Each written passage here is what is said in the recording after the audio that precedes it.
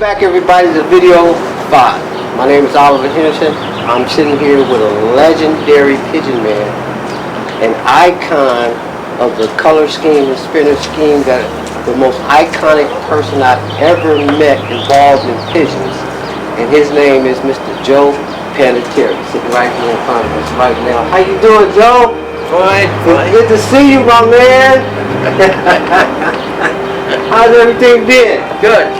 Listen, you know, the world has no clue on, how positively you've affected roller pigeons and the color scheme of rollers, during the course of your life. And I want you to share that with the public and just share a little bit with us right now. How did it all start for you, Joe? How old were you? I'm 90. I'll be 90 next month, this coming August. You'll be 90 this coming August, and you started off with birds. How old were you then? I was 12. 12 years old, Joe? Yeah. So we talking 78 years? Close to that, yeah. 78 years in pigeon. Wow. I wrote an article.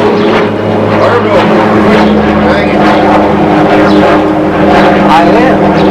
Well, there's an article in here on page 68 that tells you how I got started. It is really? And the name of this magazine for the public to know is called what? Pigeon, Pedigree Pigeons. Pedigree Pigeons. Here's the article. It gives you all the history you want to know. Pedigree Pigeons. How to enjoy the hunt for 77 years by Joe Panter. How about that, gentlemen? How about that? How about that, ladies and gentlemen? Oh, wow. Joe, I didn't know you were already so iconic, but I did know. Because I remember when I was 7 years old, until this day, I was 7 years old, and I was 7 years old 55 years ago. Okay. You've been around quite a while then. Did I do the math right? Let's see, subtract 7.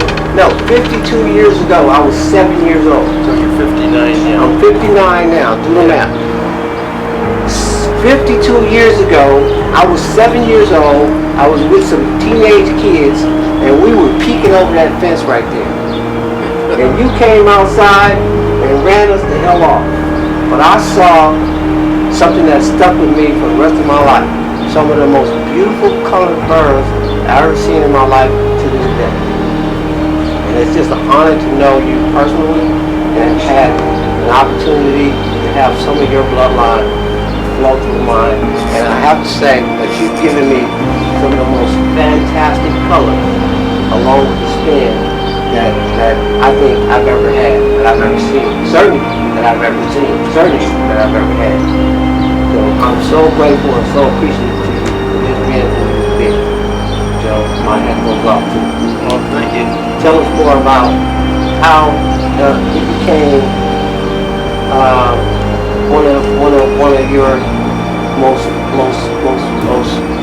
famous habits. How did it become so dear to you that you saw yourself after all these years involved in such a beautiful bird? Well, it's just a funny story. It's all in that magazine. I was coming home from grammar school one day with a chum of mine, and they lived down around the corner here. And his brother came home from work. It was later in the afternoon.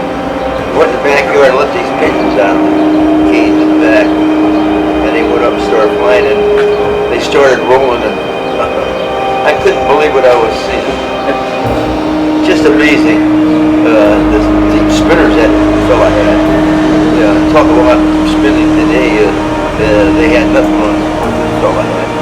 Deep spinners. Oh yeah. Oh yeah. Yeah. Beautiful. Yeah. They apparently came. I think he got his bloodlines came down from Portland, Oregon. Portland, Oregon. Yeah, birds that he had. That's where they came from. And Joe, you were 12. I was 12. And that was 19 About 36. About 1936. William H. Pigeons was documented as having a bird brought over from Europe just in 1929. I think that was the first part of any documentation of the bird, because the birds are not native to the United States, of the roller pigeon being introduced to the United States. Who was this? William Benson. William Benson? Yes. I don't know when he first set the birds over. I thought it was after World War II. What year did you say it was? 1929. That's what it says in the print in the Roller Digest. 1967 edition of the Roller Digest, when he makes that statement inside of it. 1929, huh? 1929. That's possible, but I was only 5 years old then. I thought it was after World War II that he started sending birds over here. So I could be wrong. Yeah. Tell me something. What was it that inspired you to put so much color into the skin? Well, a friend of mine and myself love beautiful pigeons, and that's what we bred for. Now this guy, I think you told me about him once before. What's his name? Walter Faria. Walt Faria. Faria. Walt Faria. Okay. Walt Faria. Okay. And he lived where, Joe? On 82nd Avenue after the war. He was here after World War II. But he had him, and when he was a kid, he had him down on 29th Avenue, 23rd Avenue. Just below the railroad tracks. That's where his family lived. That's when I got to know him. He was a couple years older than I was, but he was a roller pigeon man then. We hear a lot about Walt. The people right here in this part of California, all the old pigeon guys that I know now, no one Walt. They do? Yes. Tell them that's been in the bird business for over 50 years. I've been raising since I was 5, so I've been raising for 52 years. Yeah. 52 years. I haven't left those. We've been raising for 7 years. Since 1936. Well, I started in 1960. Yeah. So Walt, There was a lot of kids in those days that raised rollers in this area. In fact, practically every few blocks there was a roller breeder, a young kid, had pigeons in the backyard. I remember those days too. Those days are gone now. There's very few roller breeders anymore. Yeah, those days are gone. There aren't hardly any, roller breeders anymore.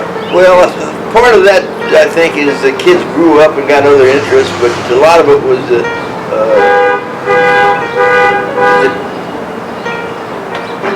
way things are today. You can't have any animals, pigeons, or anything in your backyard anymore. They put ordinances against it. They sure did. And, I think some of those ordinances came out in the late 60s, early 70s. Well, that's all throughout the United States. People, for some reason, just don't like pigeons, and they don't know anything about them to start with, but they just don't make them. Isn't that usually the case? When you don't know something about something, you have a tendency to want to discredit it or whatever. Well, there's all kinds of people in the world. Some people can't stand to see somebody else get pleasure out of something. You know about that, huh, Dutch? Yeah. It's funny, but that's the way human nature is.